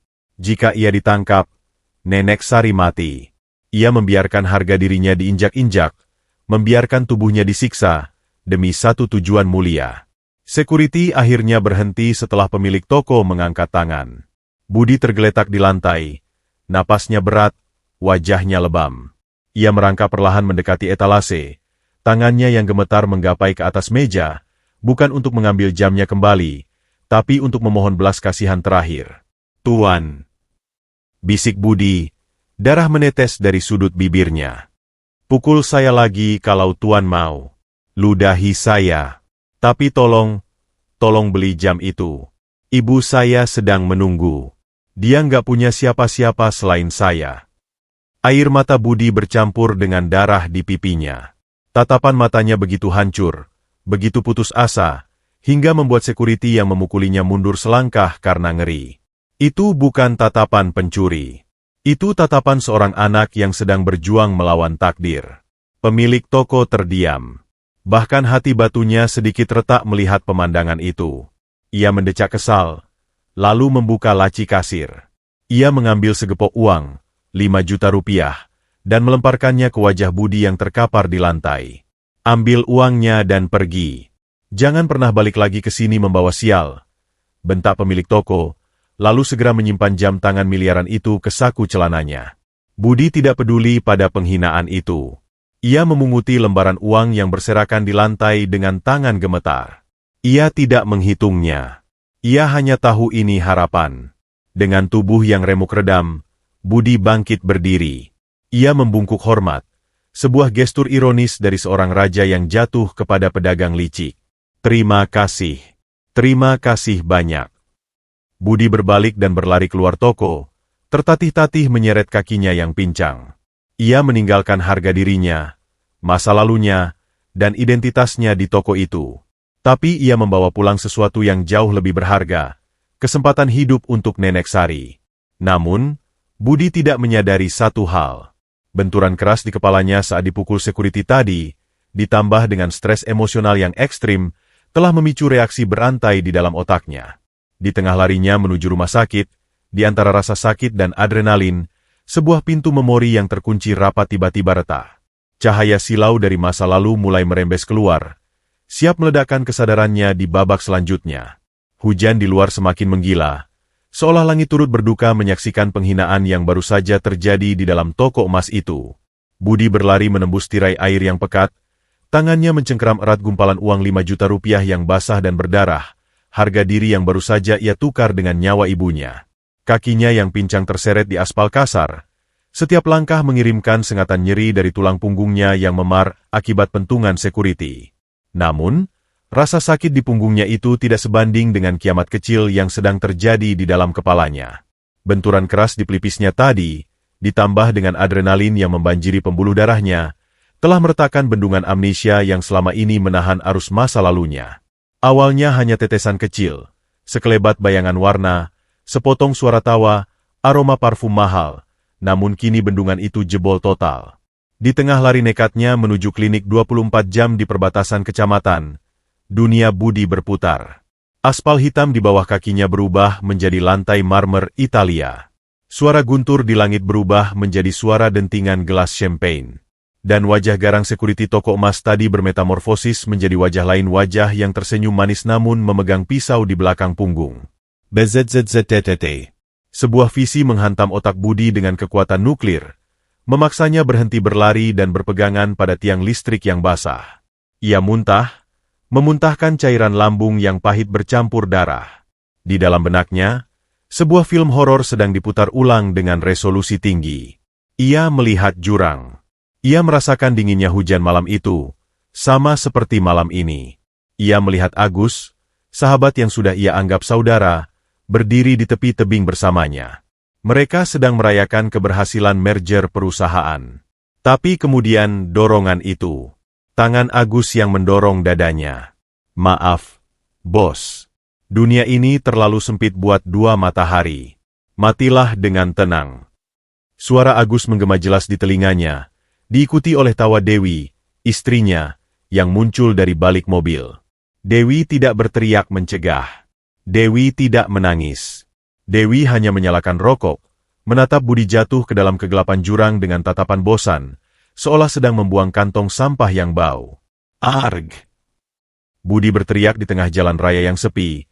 Tangannya memukul kepalanya sendiri, berusaha mengusir rasa sakit pengkhianatan yang lebih tajam dari silet manapun. Potongan puzzle itu menyatu dengan cepat dan brutal. Namanya bukan sekadar Om Budi.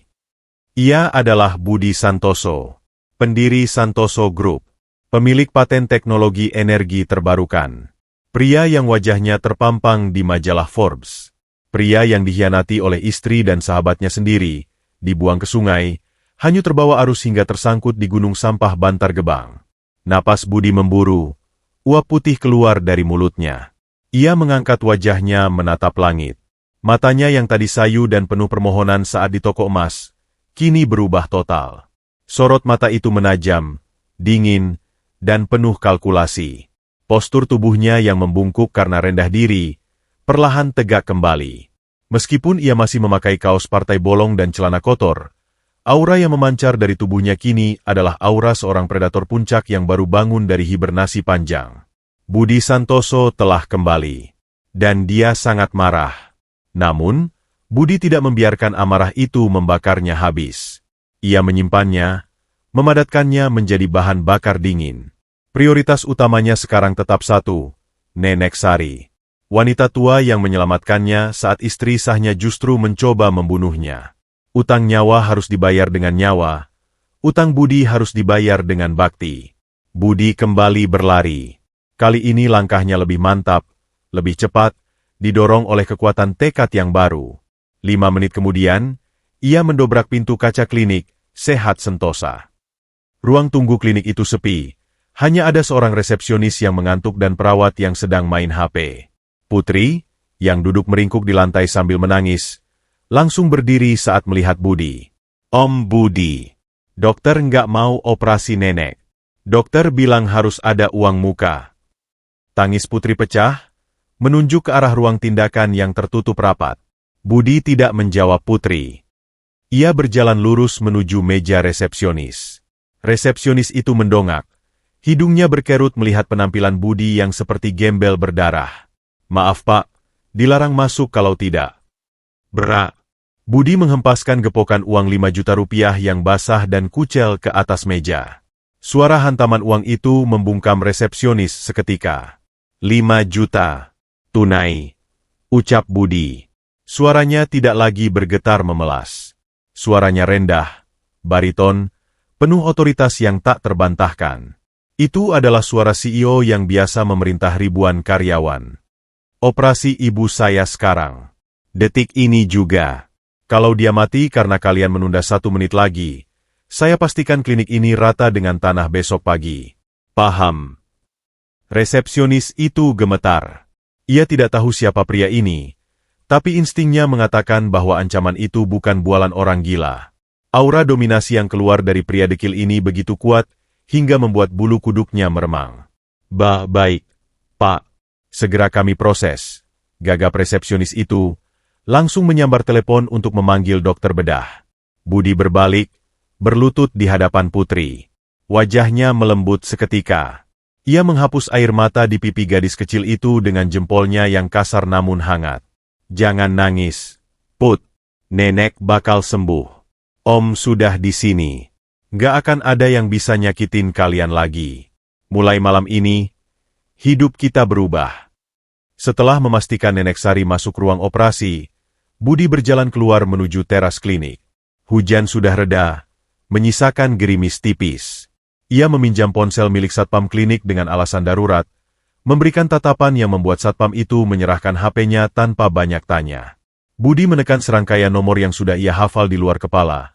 Nomor yang tidak tersimpan di buku telepon manapun, nomor jalur pribadi yang hanya diketahui oleh 1 orang. Nada sambung terdengar. 1 kali, 2 kali. Halo?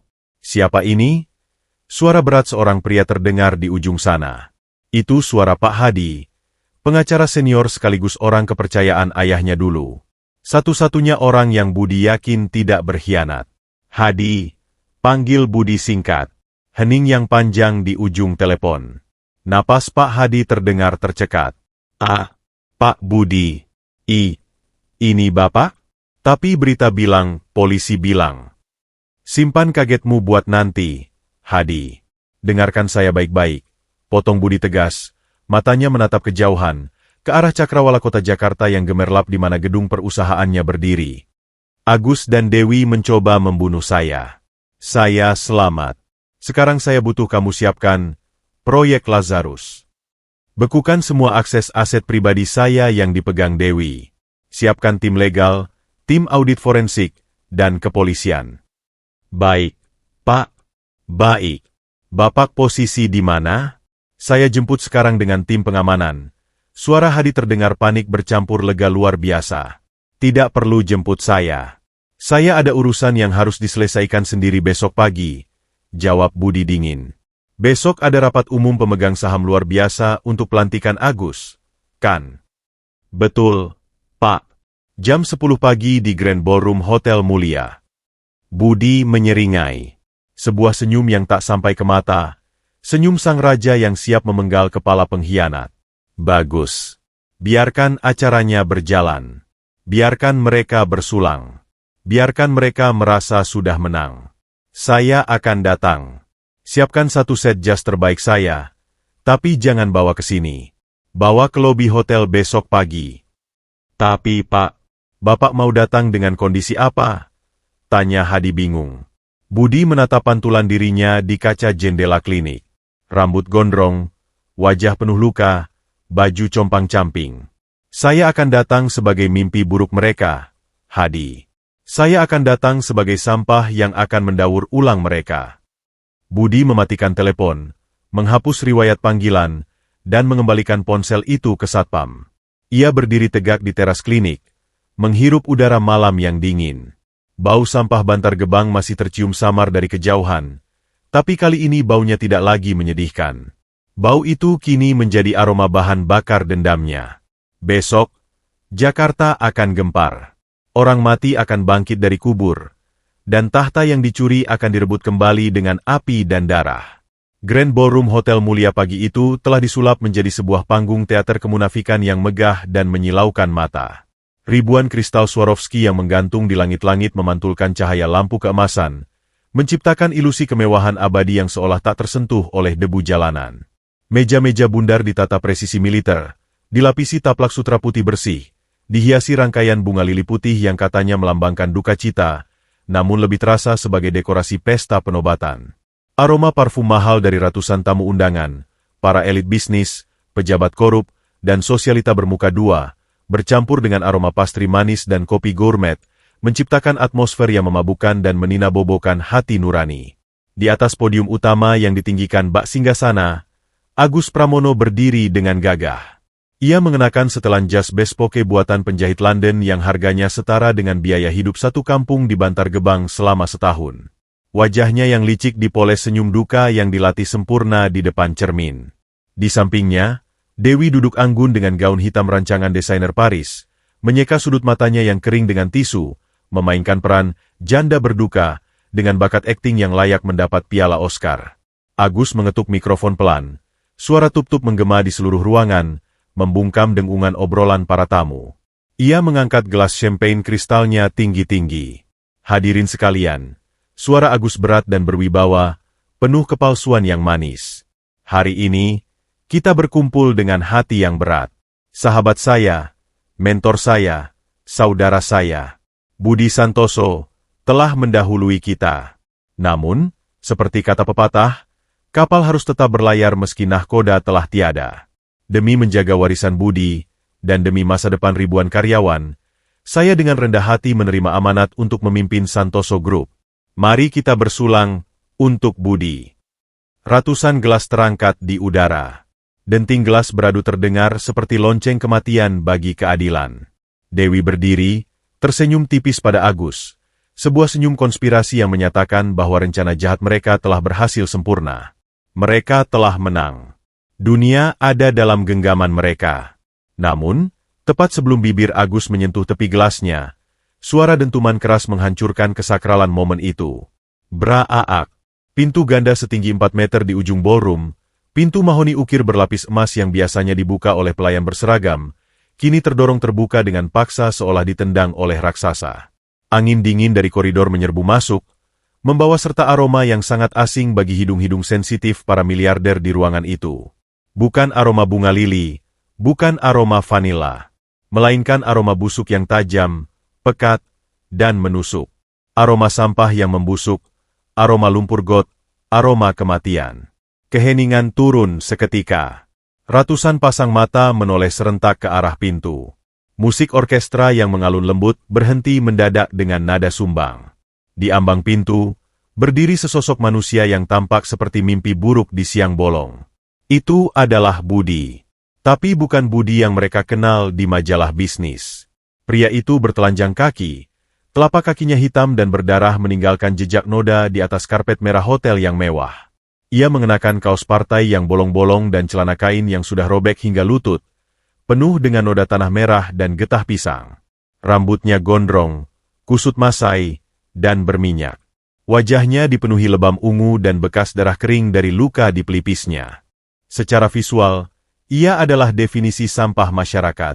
Namun, postur tubuhnya tegak lurus menantang langit. Dagunya terangkat angkuh.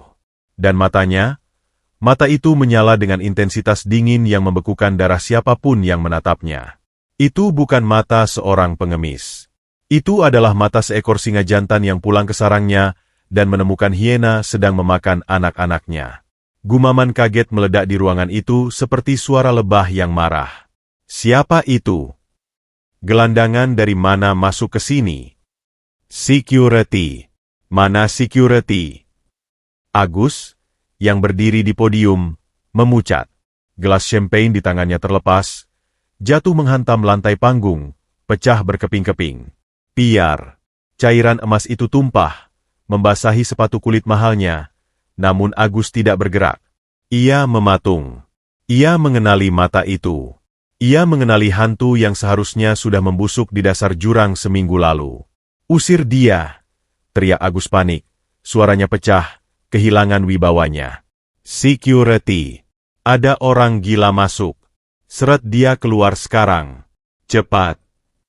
4 orang petugas keamanan hotel berbadan tegap berlari mendekat, siap meringkus Budi.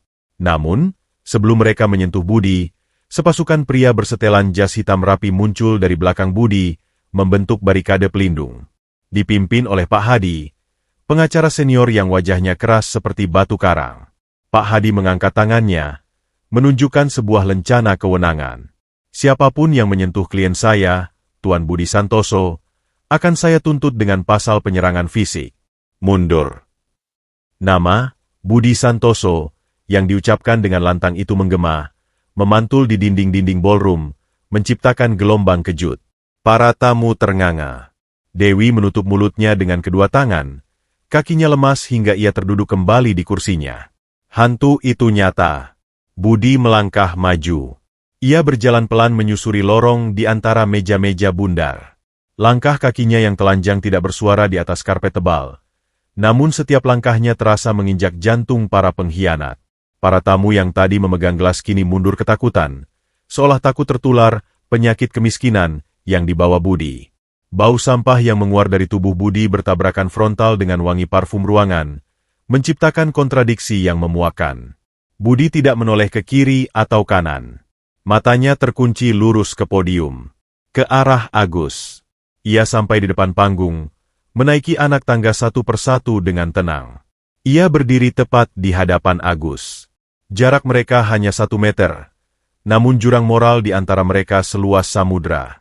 Agus gemetar hebat, keringat dingin sebesar biji jagung bercucuran membasahi keningnya. Budi tidak butuh mikrofon.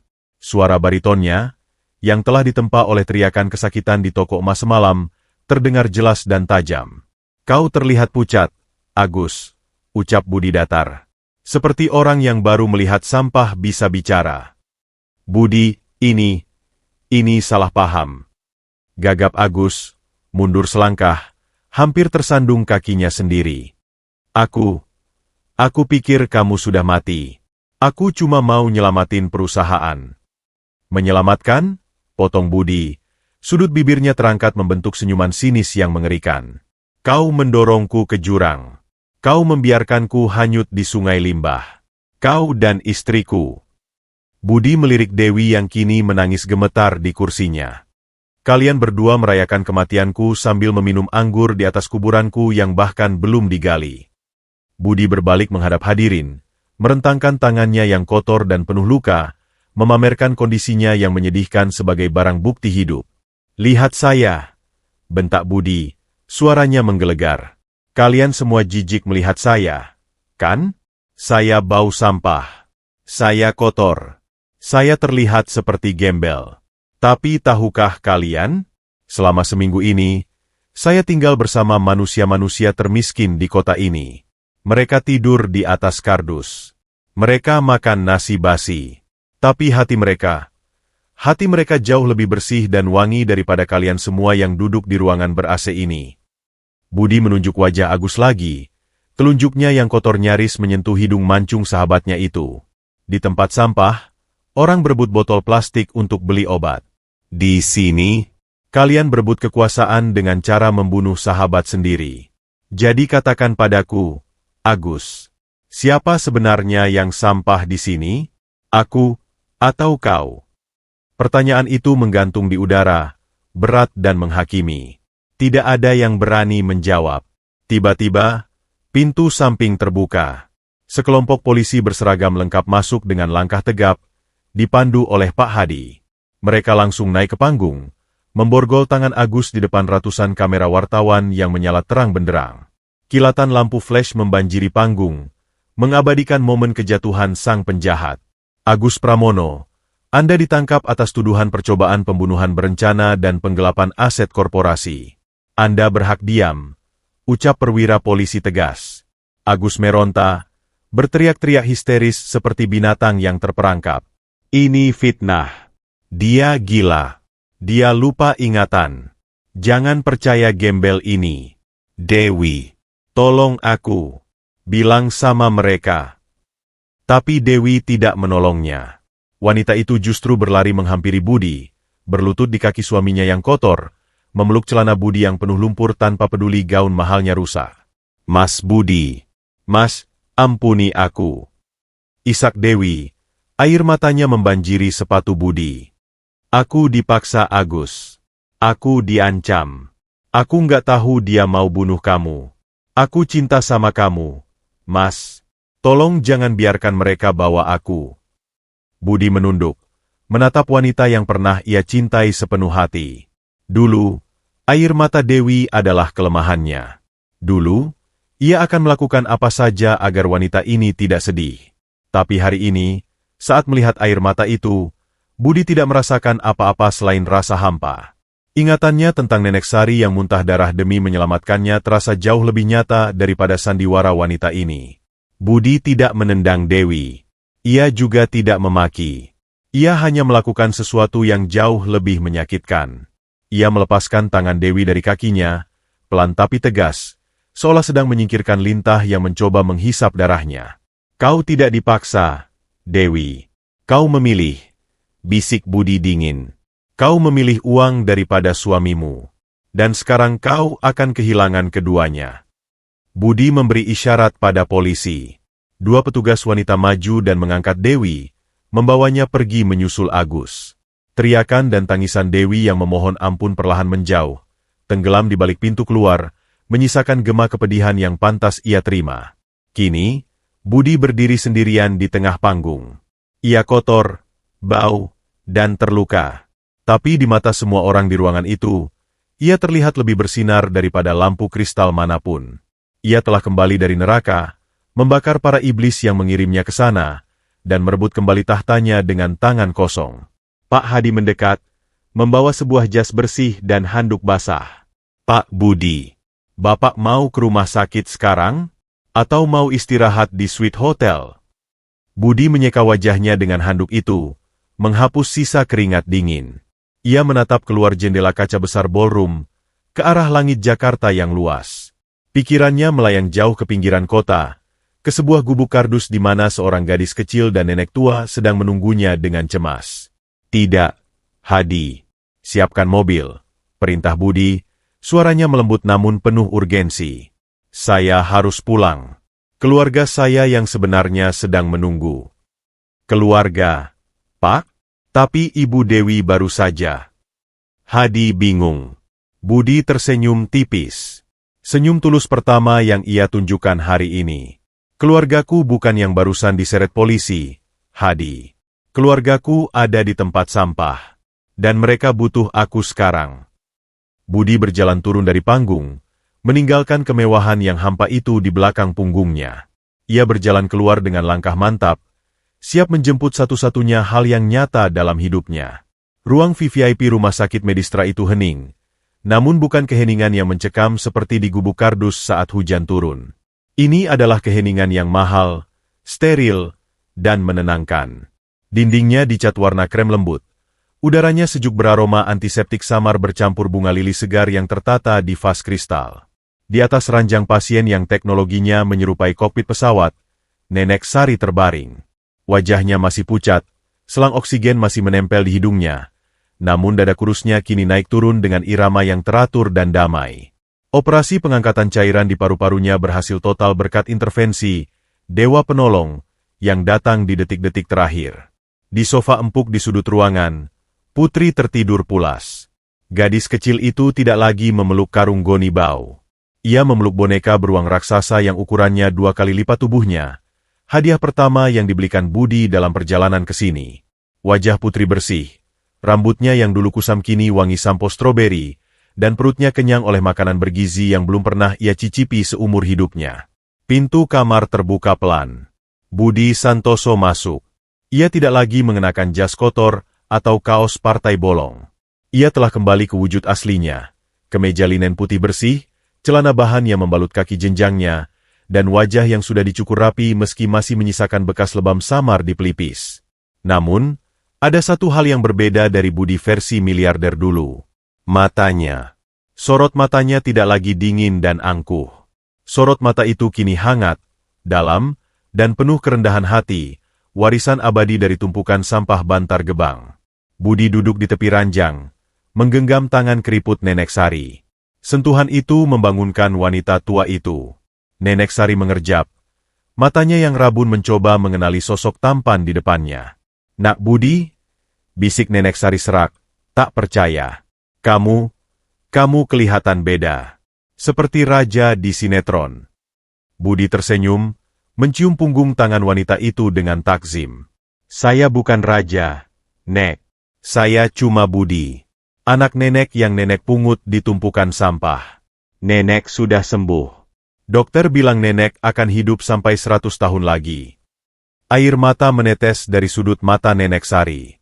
"Terima kasih, Gusti. Terima kasih, Nek," ucap Budi lembut namun serius. "Mulai hari ini, Nenek dan Putri nggak akan balik ke gubuk itu lagi. Saya sudah siapkan rumah. Bukan rumah mewah yang kosong, tapi rumah yang hangat. Saya mau nenek yang didik saya lagi. Ajari saya jadi manusia. Karena ternyata harta saya yang triliunan itu nggak pernah bisa bikin saya tidur senyenyak di gubuk nenek." 6 bulan kemudian, matahari bersinar terik di atas lahan bekas TPA Bantar Gebang yang kini telah berubah wajah. Tidak ada lagi gubuk-gubuk liar yang kumuh. Di sana, kini berdiri sebuah bangunan modern berlantai 3 dengan arsitektur hijau yang asri. Papan nama besar di depannya bertuliskan, Yayasan Sari Pertiwi, Pusat Daur Ulang Sekolah Gratis. Budi tidak hanya menyelamatkan keluarganya. Ia kembali ke neraka, itu untuk mengubahnya menjadi surga.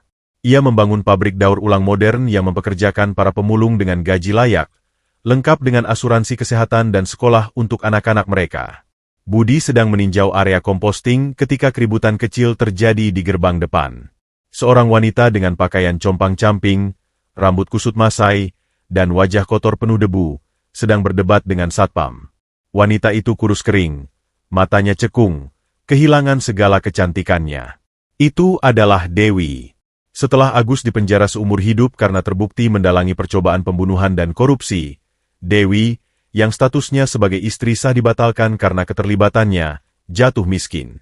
Semua asetnya disita bank. Teman-teman sosialitanya membuangnya. Ia menggelandang di jalanan Jakarta, merasakan sendiri bagaimana rasanya diusir, diludahi, dan kelaparan, persis seperti yang pernah ia lakukan pada orang lain. Melihat Budi berjalan mendekat, Dewi menerobos penjagaan satpam dan bersimpuh di kaki Budi. Ia menangis histeris, memeluk sepatu Budi yang kini bersih mengkilap. Mas Budi, tolong aku, ratap Dewi, suaranya parau menyedihkan. Aku salah, Mas. Aku nyesel. Tolong kasih aku kesempatan. Aku nggak punya siapa-siapa. Aku lapar, Mas. Kasih aku uang sedikit aja. Atau kasih aku tumpangan. Budi menatap mantan istrinya dari ketinggian. Dulu, ia akan luluh. Dulu, ia akan memberinya kartu kredit unlimited. Tapi Budi yang sekarang adalah lulusan Universitas Kehidupan Bantar Gebang. Ia tahu bahwa memberi uang pada orang seperti Dewi hanya akan memberinya racun. Budi tidak menendangnya. Ia berjongkok, menatap mata Dewi datar. Kamu lapar, Dewi? Tanya Budi tenang. Iya, Mas, lapar banget. Angguk Dewi penuh harap. Bagus, jawab Budi. Rasa lapar itu guru terbaik. Dulu kamu menghina makanan orang miskin, sekarang kamu tahu rasanya. Budi kemudian berdiri, memanggil seseorang. Nek Sari, ada murid baru buat nenek. Nenek Sari, yang kini tampak segar bugar dengan kebaya bersih, keluar dari kantor yayasan. Ia menatap Dewi dengan tatapan tajam namun tidak membenci. Tatapan seorang guru disiplin. Budi mengambil sebuah sapu lidi kasar dan kain pel dari sudut ruangan. Ia melemparkannya ke hadapan Dewi. Saya tidak akan memberimu uang sepeser pun, Dewi, ucap Budi tegas. Tapi kalau kamu mau makan, kamu boleh kerja di sini. Tugasmu membersihkan toilet umum para pemulung dan menyapu halaman pabrik. Gajinya UMR. Makan 3 kali sehari sama seperti karyawan lain. Dewi terbelalak. Mas, aku disuruh jadi tukang sapu? Aku ini mantan nyonya besar. Mantan, potong Budi dingin. Di sini, jabatan tidak berlaku. Yang berlaku cuma keringat. Ambil sapunya, atau pergi mati kelaparan di jalanan. Pilihan di tanganmu. Dewi gemetar. Ia menatap sapu lidi itu, lalu menatap wajah Budi yang tak tergoyahkan. Egonya hancur lebur. Dengan tangan gemetar dan air mata bercucuran, Dewi meraih sapu itu. Ia telah mencapai titik nadirnya, dan di sanalah, untuk pertama kalinya, ia belajar arti kata kerja keras. Nenek Sari mendekat, menepuk bahu Dewi keras. Ayo, nyonya besar, jangan lelet. Lantai toilet itu nggak bakal bersih sendiri. Nenek bakal awasi kamu tiap detik. Kalau malas, nggak ada makan siang. Budi tersenyum tipis melihat pemandangan itu. Itu adalah hukuman sekaligus hadiah terbaik yang bisa ia berikan. Kesempatan bagi Dewi untuk mencuci hatinya yang kotor dengan keringatnya sendiri. 15 tahun kemudian, sebuah auditorium megah di Universitas Indonesia dipenuhi tepuk tangan meriah.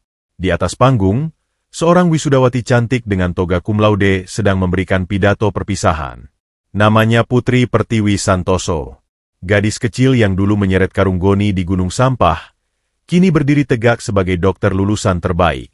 Di barisan paling depan kursi VIP, duduk seorang pria parubaya dengan rambut yang mulai memutih namun masih gagah, Budi Santoso. Di sebelahnya, duduk Nenek Sari di kursi roda, sudah sangat tua, namun wajahnya memancarkan kebanggaan yang menyilaukan. Dan di barisan belakang, duduk seorang wanita parubaya berseragam staf kebersihan yayasan yang bersih dan rapi, Dewi. Wajah Dewi tenang, gurat kesombongannya telah hilang digantikan oleh kedamaian hidup sederhana. Putri memegang mikrofon, matanya berkaca-kaca menatap Budi. Banyak orang bertanya, apa definisi kesuksesan bagi saya? Ucap Putri, suaranya bergetar haru. Dulu, saya pikir sukses itu adalah menemukan botol plastik paling banyak.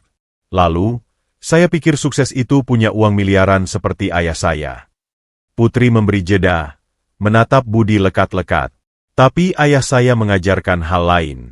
Beliau pernah memiliki segalanya, lalu kehilangan segalanya, dan menemukannya kembali di tempat sampah.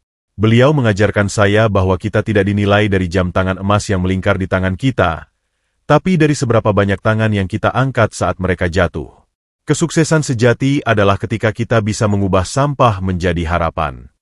Putri turun dari panggung, berlari ke arah Budi dan Nenek Sari, memeluk mereka erat diiringi standing ovation dari ribuan hadirin. Budi memeluk putrinya. Air mata bahagia menetes di pipinya. Ia melirik pergelangan tangan kirinya. Tidak ada jam tangan Patek Philippe di sana. Jam itu tidak pernah ia beli kembali. Sebagai gantinya, melingkar sebuah gelang tali sederhana buatan tangan putri dari benang wol murah, hadiah ulang tahun 10 tahun lalu. Bagi Budi, gelang tali rongsokan itu jauh lebih berharga daripada seluruh emas di dunia. Karena emas bisa dibeli, tapi cinta yang tulus harus diperjuangkan dengan darah, keringat, dan air mata. Kamera perlahan naik, keren shot, meninggalkan kehangatan keluarga itu, menyorot keluar gedung, ke langit Jakarta yang biru cerah.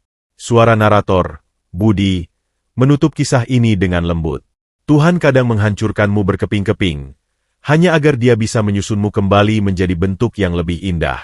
Aku pernah menjadi miliarder yang miskin, dan kini aku adalah pemulung cinta yang paling kaya di dunia. Layar meredup menjadi hitam. Tamat.